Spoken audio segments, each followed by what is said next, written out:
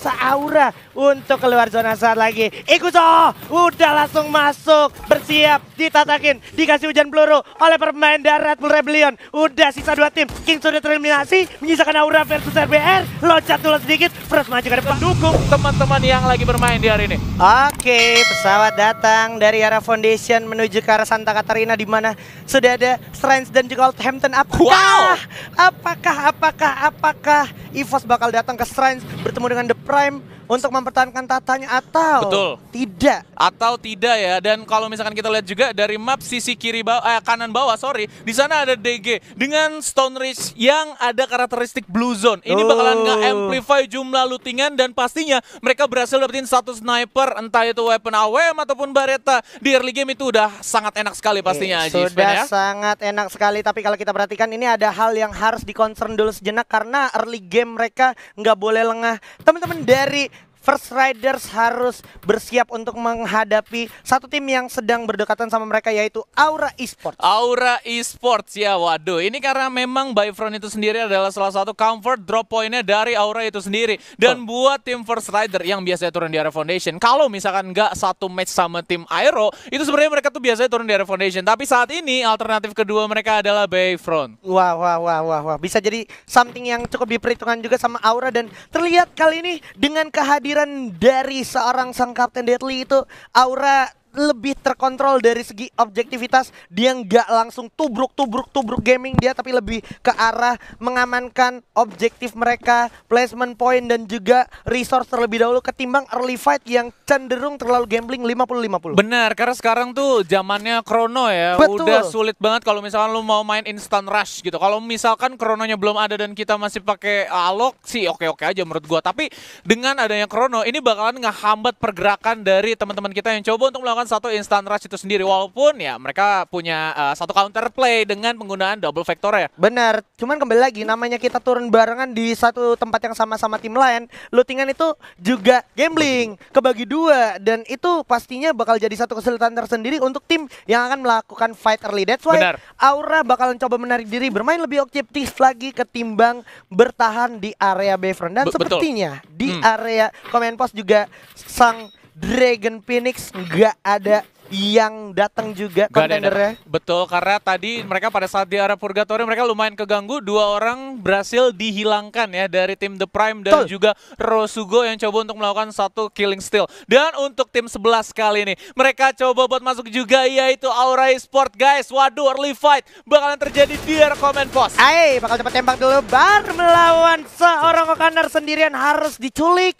Sayang sekali GGWP kali ini berhasil mendapatkan para pemain dari RRQ, tapi udah ada satu Bar juga yang kehilangan banyak darahnya dari arah Refinery. Datang hujan peluru sepertinya karena GGWP. Bener, that's okay, karena pada akhirnya dia dapetin satu poin kill yang sangat-sangat berharga dari grup B. Sangat-sangat berharga dari grup B ya. Ini adalah salah satu karakteristik panggung kesukaan dari GGWP itu sendiri. Sama Dranix. Iya, sama Dranix, betul banget. Tapi Dranix harus melewati satu musuhnya dulu nih di hari ini. Ada Aura masalahnya, bos. Betul. Dan oke, nice move. Dia masih bisa memanfaatkan satu global untuk ditukar sama momen lootingannya mayatnya dari seorang Okanar. Karena nggak mau kayak tadi, bro. Nggak mau kayak tadi. Tadi keluar ya kan, nggak digluol dulu, mati ternyata ya kan. Iya, jadi emang awareness. Itu kembali lagi ini sangat-sangat diperhitungkan dan sangat-sangat dipertaruhkan dari tiap timnya. Dan sekarang sudah ada teman-teman dari Dranix yang semakin berdekatan sama pemain dari Aura. Deadly juga sudah merasakan peluru yang datang dari arah depan, coba dilempar dulu frag grenade dan udah ditutup dulu jalurnya.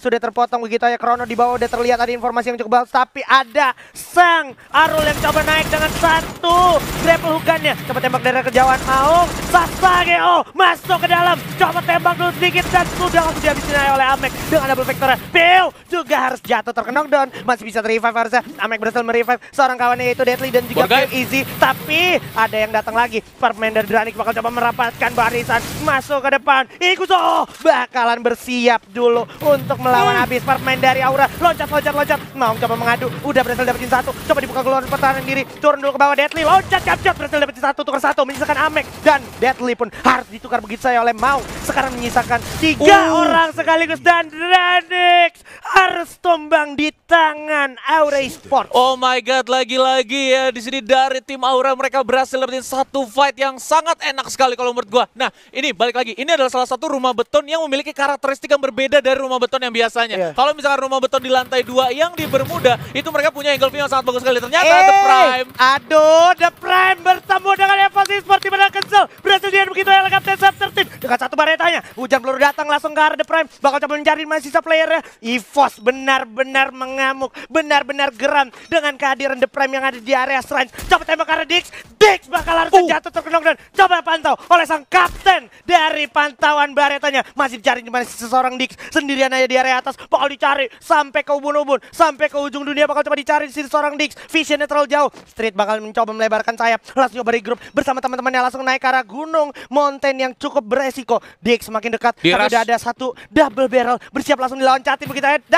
Door dapetin satu orang Dix, nice move banget Dix. Bakalan loncat lagi mengembalikan keadaan, tapi Dix bersiap berhasil dapat serangan balasan dari kejauhan dan Limzy mencoba mengcover dengan satu woodpecker. Perang yang sangat panas karena EVOS benar-benar mengamuk dan siap meludahi sang ular biru kali ini di area shrine, area kekuasaan dari EVOS dan juga The Prime. Dipukul mundur pula akhirnya sang The Prime di tangan EVOS Esports. Yes, mungkin untuk The Prime ya, sang ular biru bisa kembali lagi ke gelasnya di apotik ya kan. Waduh.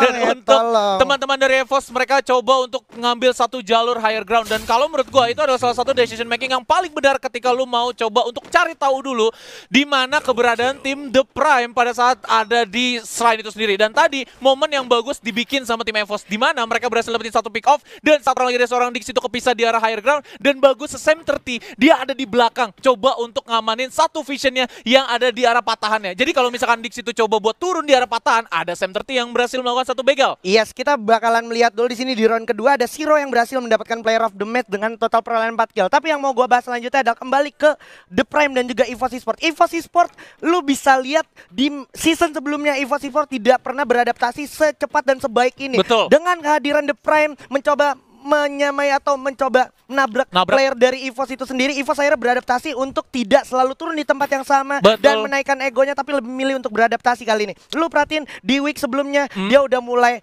tahu di sana udah pasti ada orang, dia bakalan coba turun di tempat selanjutnya. Habis itu baru dia datengin ke dia punya drop zone awal yaitu di shrine sampai akhirnya dia menangin fight. Dan itu terjadi terus ketika dia menurunkan ego dan beradaptasi. Same thing dengan RRQ. Kalau misalkan kita lihat balik lagi ke arah Bermuda, mereka itu kalau misalkan di Bermuda turun di pick pasti ketemunya sama tim Dranix. Ada GGWP juga dan akhirnya mereka kali ini coba untuk ngalah dulu, nurunin ego mereka biasanya yang turunnya di arah Kota Tua, sekarang ke arah Mars Electric tadi ya kan di hari ini. Dan juga Factory gitu ya. Itu RRQ Hades. Dan kalau kita berbicara circle nih harusnya bakalan berpihak ke arah Bayfront lagi, masih ditumpukin sama RBR, terus Rosugo dan juga Kings Esports bersama First Riders. Dan gue seneng banget melihat perkembangan EVOS yang cukup adaptif dengan segala situasi yang ada ya kan.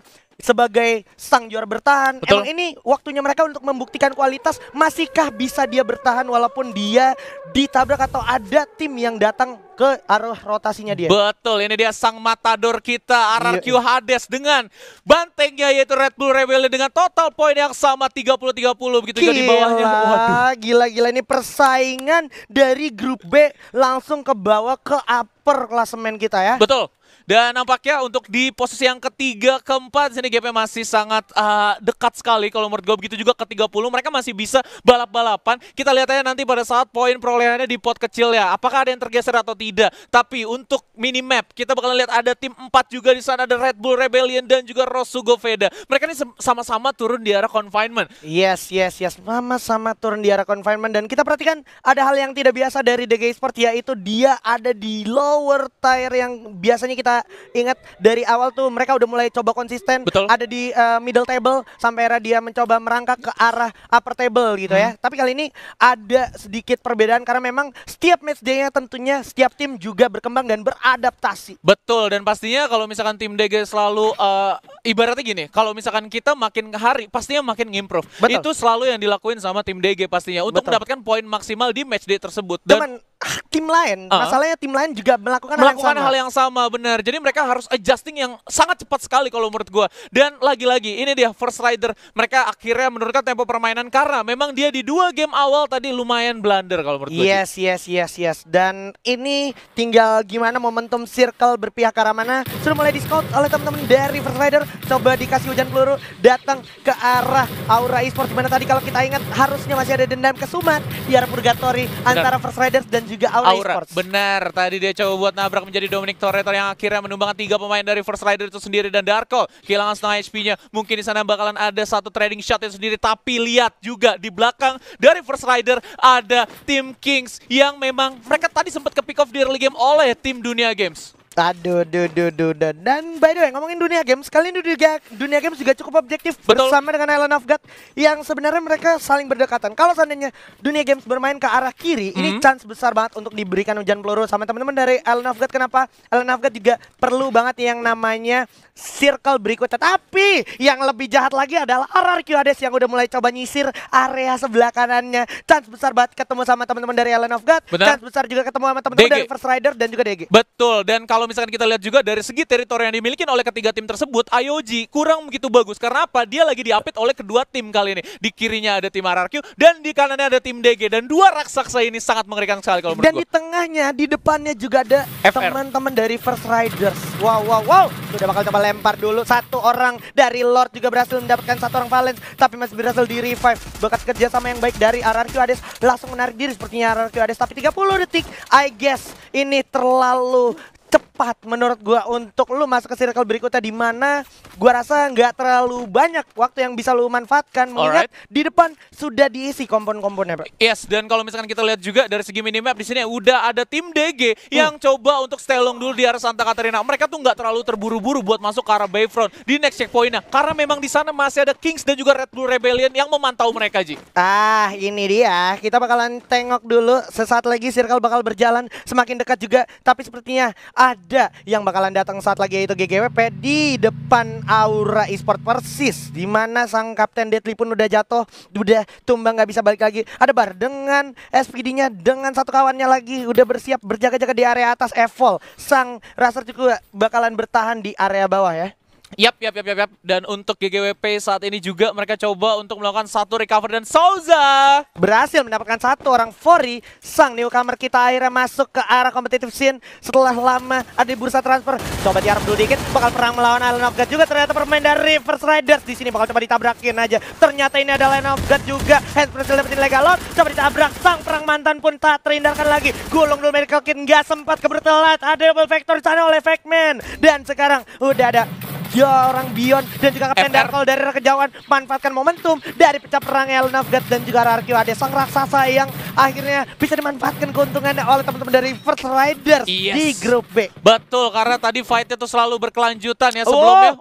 Bion lagi-lagi mendapatkan satu frag grenade dengan dua orang. Speciality-nya Bion ada di daya ledakannya yang air harus meledakkan sang raja dari segala raja, itu RRQ Hades. Triple kill dengan frag grenade. Oh my god, Bion lagi-lagi. Kemarin ya kan di match day yang sebelumnya dia berhasil dapetin triple kill 4 orang malah dengan satu peluru M79 ya. Tapi sekarang dia berhasil dapetin 3 orang dengan satu frag grenade. 2 maksud gua. 2 ya? Betul.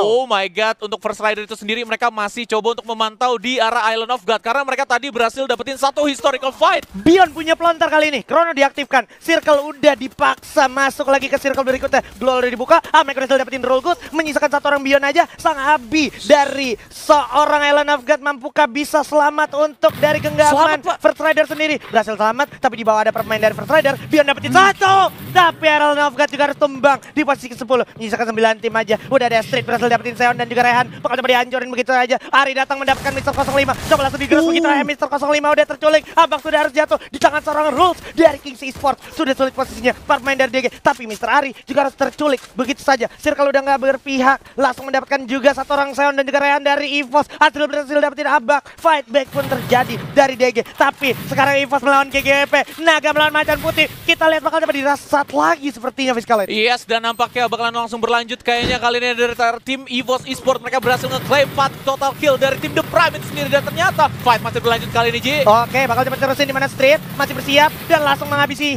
begitu saja permain dari GGWP dengan 1 SPD-nya. Di atas masih ada permain dari GGWP bersiap dengan senjata jarak dekatnya, Bar dengan double barrelnya, dan circle sepertinya bakalan berjalan 1 detik lagi. Ini dia showtime-nya Evol bersiap dengan MP5. Di depan ada Aura. Ya ampun, bersiapkah selamatkan permain dari EVOS di tangan Aura Esports, karena bakal coba langsung dihabisin begitu aja. Ada Gunter dapetin 1 Darkol. Abu juga harus jatuh level. Bakal coba langsung dihabisin. Dihalangin jalur masuknya EVOS dong. Bakalan coba selamatkah? Ada Aura juga bakal coba join. Bergerak ke arah kanan. Coba tembakin dulu Ameke dari arah belakang. Retel dapetin 1. Abu juga Evol dan EVOS Esports posisi ke-8. Masih ada DG, masih ada Aura. Terus Gopeda harus posisi ke-7. Bakal coba langsung dihabisin begitu aja. DG harus posisi ke-6. Masih ada Aura, masih ada Piu dan juga Guns. Mampukah dia selamat di waktu yang tepat? Di samping ada Kings Esports. GGWP harus posisi ke-4. Ada 3 tim tersisa. Kings yang mulai konsisten dan juga Red Bull Rebellion yang masih lengkap 4 orang. Coba tatakin habis para pemain yang ada di arah depan. Kings Strawhead dengan P90. Coba ditatakin habis para pemain dari Red Bull Rebellion kali ini benar-benar konsisten dan juga kejam. Langsung dengan 1 FPD-nya menerobos semua pertahanan yang dimiliki oleh pemain dari Kings. Udah dibuka keluar, banyak banget keluar kayak Clash Squad. Bakalan masuk sesaat lagi juga Circle. Bakalan berjalan memaksa Aura untuk keluar zona saat lagi. Ikuzo udah langsung masuk, bersiap, ditatakin, dikasih hujan peluru oleh pemain dari Red Bull Rebellion. Udah sisa 2 tim. King sudah tereliminasi, menyisakan Aura versus RBR. Loncat dulu sedikit, Frost maju ke depan, bakal coba melawan para pemain dari Aura. Guns bersama Piu, Frost berhasilkah? Frostnya jatuh, Piunya jatuh, melawan Guns sendirian aja, dan ini dia Mr. Home yang mengeksekusi seorang Gas dan berhasil dapetin Buya Dream Rebellion. Ayo Bang Jago, itu dia. Yoi, mantap kali ini untuk fight di arah Kalar itu sendiri guys. Yo ampun, intens banget dari fight di arah Bayfront itu sendiri. Nah, untuk pembahasan ya, saat ini gue ngeliat ya, karena memang dari segi teritori yang dimiliki sama tim Kings tadi sangat bagus sekali. Mereka berhasil dapetin sekitaran 2 higher ground, 1 rumah dan juga 1 tower. Dan akhirnya 1 tower itu coba buat diklaim oleh tim Red Bull Rebellion dengan cara untuk melakukan rush total 4 pemain langsung ke arah 1 tower tersebut. Dan akhirnya 2 pemainnya berhasil diamankan, dan untuk di last man-nya Aura